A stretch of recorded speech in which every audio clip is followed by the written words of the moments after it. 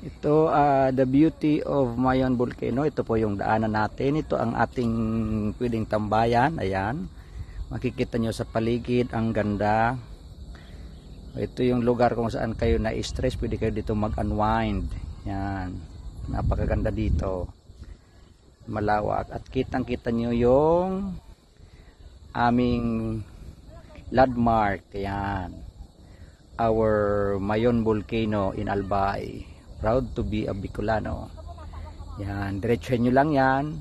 Paakyat na ng Mayon yan. Yung gusto makapunta sa tuktok. Wala pa nakarating dyan. Yan, that is the beauty of Mayon Volcano in our place, Albay. We are here in Kirangay, Kamalig, Albay. Kung saan makikita natin yung slopes at dinadaanan ng mga truck. Yan, ito po yung dam. At pag ito ay may bagyo, punong-puno yan ng tubig. Yan. Yan na, nagtataasan na yung mga quarry natin na yan. Yan, siguro nagkukuha ito ng mga buhangin. Yan, hanggang doon yan. Okay, sa dulo. Yung dulo po nito ay yung aming bayan. So diretsuhin mo lang yan. Yan ang makikita sa dulo niyan ay ang bayan ng Kamalig, Albay. Yan.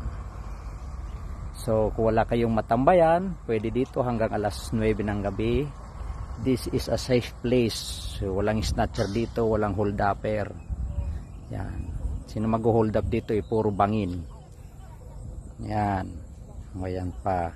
Malalim yan. Hanggang pataas, going to slopes of the Mayon Volcano. So tara guys, we are live here in Mayon Volcano in Albay.